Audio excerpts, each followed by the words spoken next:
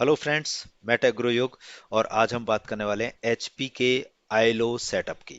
यानी अगर आपके पास एक फ्रेश हार्डवेयर है, एचपी का सर्वर है, तो उसकी आईएलओ को किस तरीके से आप सेटअप करेंगे।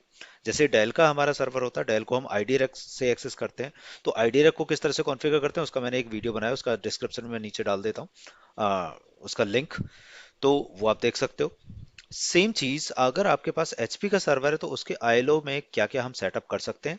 मेन चीज हमारा जो फोकस है वो क्या है कि अगर आपको नॉर्मली आईएलओ में लॉगिन करते हैं तो लोकल क्रेडेंशियल्स का हम यूज करते हैं ऐसे आईडी रैक में। तो उसको अगर आपको एडी के क्रेडेंशियल से लॉगिन करना है आईएलओ के अंदर, so how you will setup the domain authentication. तो सेम चीज हमने आईडी रैक में किया था डेल के सर्वर्स पे। Now same thing we are going to configure in the ILO. तो आईएलओ अगर आपके, दैट मीन एचपी का सर्वर अगर आपके पास है, how you will setup that things. So better है कि आप कभी भी कुछ भी सेटअप करते हैं तो आप पहले से आपकी जो प्री रिक्विजिट्स हैं वो अपने पास आप रखें। जैसे कि नॉर्मली मैं क्या करता हूँ, एक सीट बना लेता हूँ कि भाई मुझे क्या क्या चाहिए, तो वो उसकी इंफॉर्मेशन आई हैव दिस। तो आपको सबसे पहले क्या करना है, इसके लोकल अकाउंट से लॉगिन करना है। जस्ट लाइक मैं अपने लोकल अकाउंट से लॉगिन कर रहा हूँ, local account in the sense कि जो एचपी के आईएलओ पे बना हुआ है।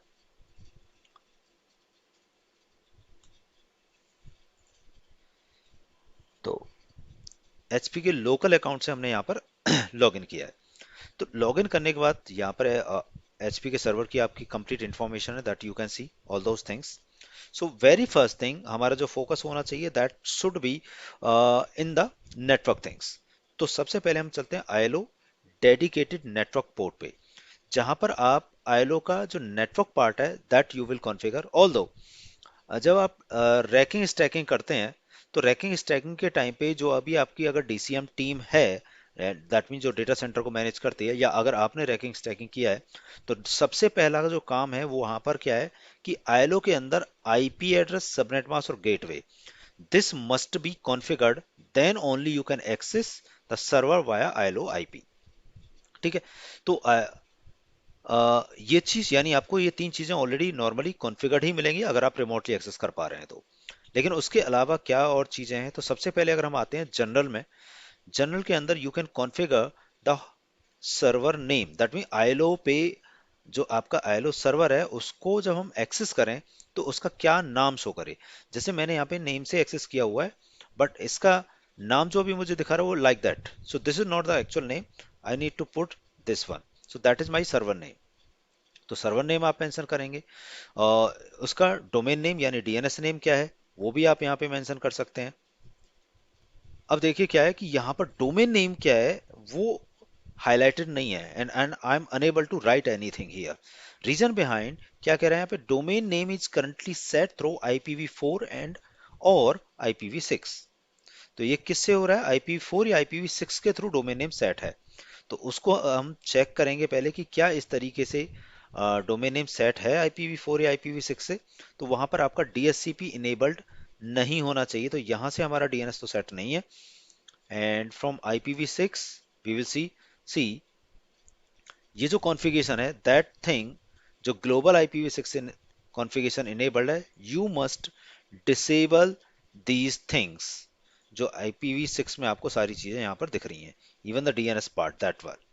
सो see, just because of that वहां पे हमारे पास ऑप्शन अवेलेबल नहीं था कि हम वहां पर मैनुअली एंटर कर पाए। तो we will disable these all because we are not using IPv6 after applying. Now will move, okay, okay, very first thing, once you apply it will ask to reset the ILO। तो आपको क्या करना है, ID इसको ILO को reset भी कर देना है, but before resetting I am just going to check, yes I am. तो बेटर है कि आप पहले आईडी, सॉरी, ILO को रीसेट कर लें, then only you must configure other things. Although you can configure everything in one go and then you can reset the ILO. So you can configure the DNS thing. So first is ILO host name क्या होगा हमारा, that you can do, and then domain name क्या होगा। बाकी चीजें आप छोड़ सकते हैं, जैसे कि आपका जो लिंक सेटिंग्स हैं कि आपका फुल डुप्लेक्स पे चले या हाफ डुप्लेक्स पे चले, so we are using the maximum thing, so that we are keeping it as automatically, and then we'll do apply. So whatever make changes, it will apply and it will always prompt you to reset the ILO. But before resetting, I'm going to check the IPv4 settings as well. तो IPv4 में जैसे मैंने बताया कि you are able to access the server via ILO just because these three things you already have. IP address, subnet mask, gateway. तो ये कौन configure करेगा? जब आपका रैकिंग स्टैकिंग होगा सर्वर का, तो उस टाइम पे. Next thing, you should configure your DNS IPs ताकि नेम रिजोल्यूशन इजिली हो पाए. तो जो भी आपके DNS IPs हैं, you can give that as per your settings, या जो भी आपके नेटवर्क में, जिस नेटवर्क में आप इसको सेटअप कर रहे हैं उसके DNS IPs आप यहाँ पे दोगे. So I am just giving these settings. Okay, now nothing else I'm going to do, then apply. Again it's prompting for the ILO reset. Leave it. IPv6 we already disabled, and next thing is SNTP. Okay, so in the SNTP you will be able to configure the NTP server. So how we can configure this thing, that thing I just want to tell you. तो यहाँ पर क्या करना है, अपना हम NTP server specify कर सकते हैं, जो भी आपका NTP सर्वर है, दैट नेम और IP you can give here. Secondary अगर आपके पास कोई टाइम सर्वर है तो then that thing you can configure here, या आईपी दे सकते हैं. Next thing is time zone. Time zone as per your server location, कि कहाँ पर आपका सर्वर है. Just like my server is located in US, so I'm selecting the US time zone and then will apply. So once you done all these things, you must go with reset of ILO now. So what we have done in this, we just did server name we have configured. अभी तक आपका जो server name था वो for example if you see here 1023, now it will be visible with 1023 IB that I have done in general. Domain का नाम मैंने दिया, उसको अप्लाई किया. IPv4 में जाके DNS IPs कॉन्फ़िगर किए हैं, IPv6 के अंदर डिसेबल किया है, और SNMTP में जाके मैंने टाइम सर्वर को कॉन्फ़िगर किया है. Now I am just going to reset this ILO. Yes, it will be down for few seconds, and after few seconds it will be accessible. So now it has been reset, and now see it's showing the complete name, जो भी मैंने वहां पे नाम दिया था, IB dot with domain name. So now again I'm logging in.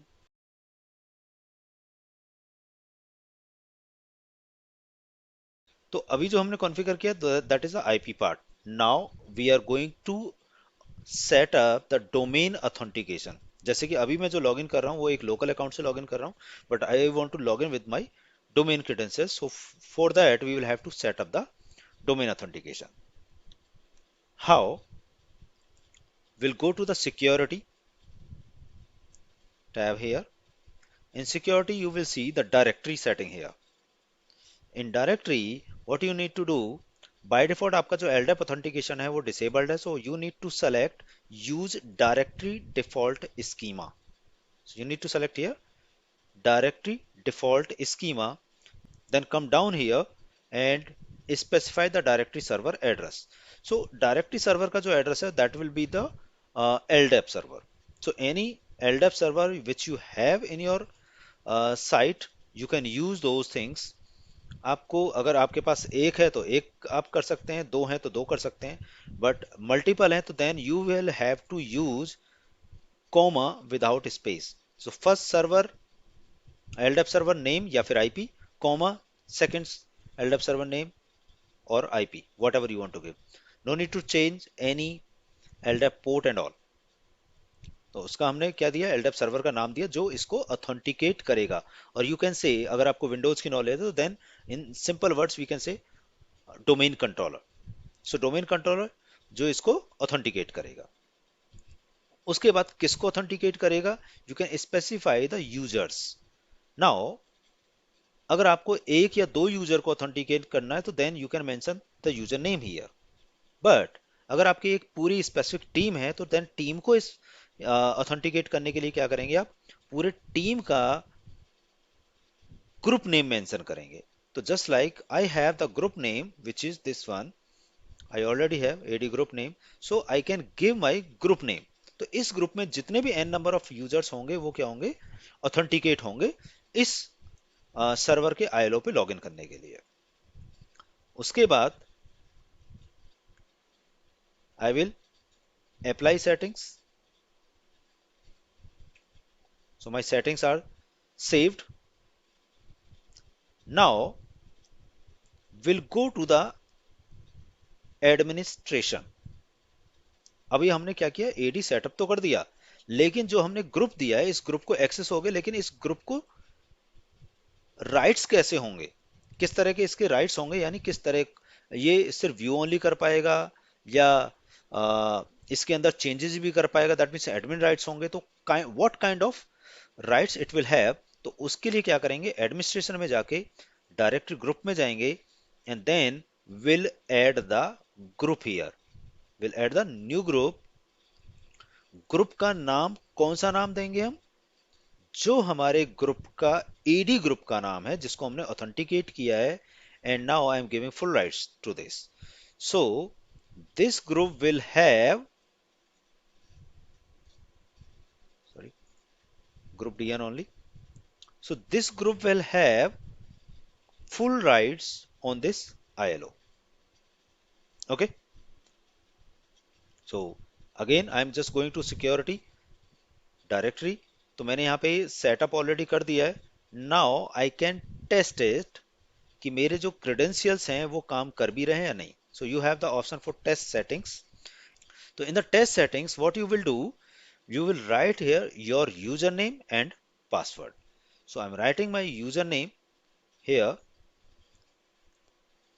and AD password. We'll do start testing. So it will run. Cool. तो user authentication see in progress है अभी। डायरेक्टरी सर्वर डीएनएस वो आपका authenticate हो गया, जो भी हमने एलडेप सर्वर का नाम दिया था वो सक्सेस हो गया। रेस्पॉन्स टाइम जो भी आपका सर्वर है डायरेक्टरी सर्वर से पिंग, वो भी सक्सेस है, डायरेक्टरी सर्वर से कनेक्ट भी कर पा रहा है।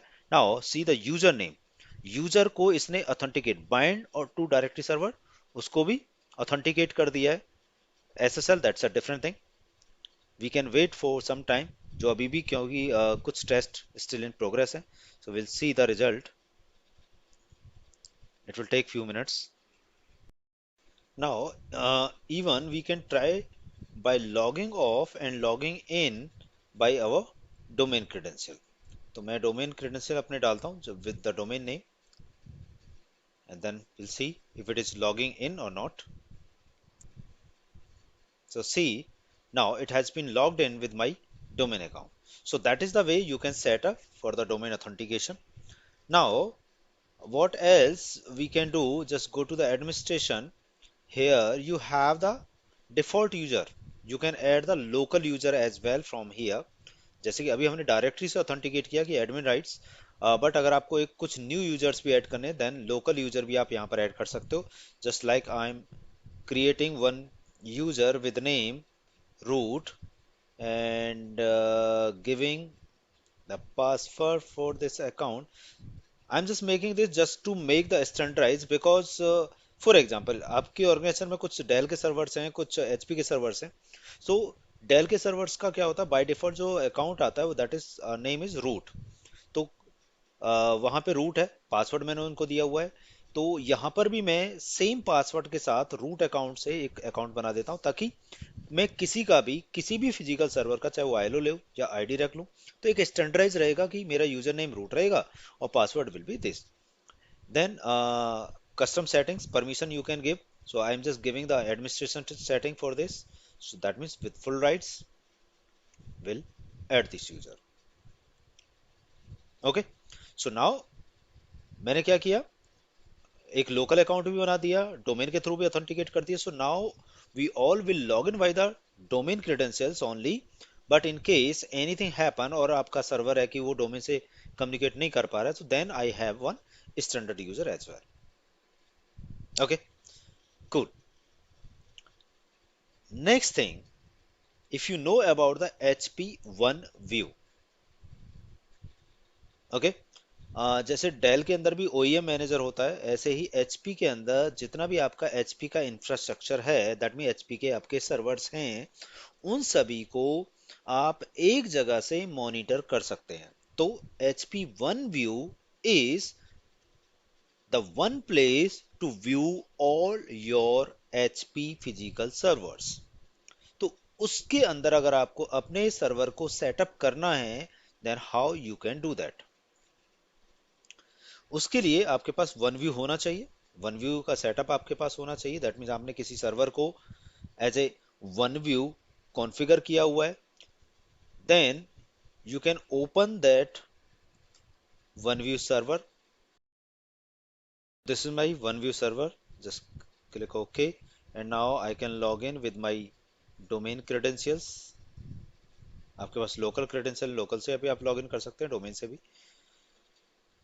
That is a one view dashboard. So you have one thing, server hardware here. So go to the server hardware and now go to the add server hardware. So here you can give the complete your server name, whatever you have, like FQDN. So I'm just giving here my server name USA.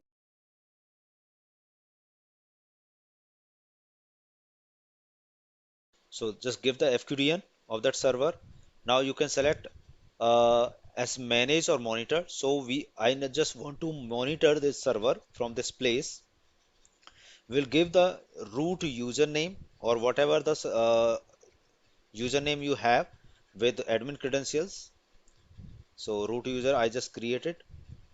So you root username and then password. So here I am giving the local credentials. Remember, not the domain credential, because ये one time added है, एक बार add हो जाएगा, then after that I am not going to enter these credentials. So just add this.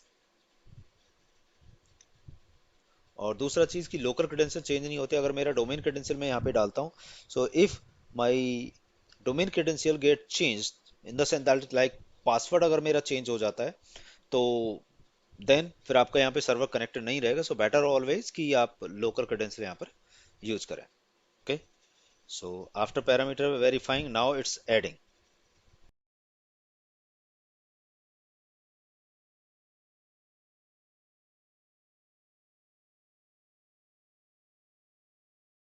Yes, it has been added. So now you can search in this list, this server you can see it has been added here. That my server. Even you can go to the server ILO, and here till now only three accounts were there. But once your server will be added to the one view, it will add one more account. See, now it's active. So everything has been added. So after addition, it will add one more account with underscore sp1 view. So just I'm refreshing this page and we'll see.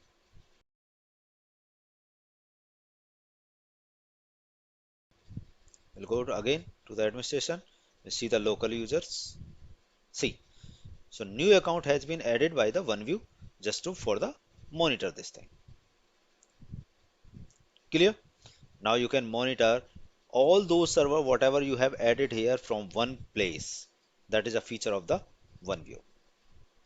I hope it was helpful for you.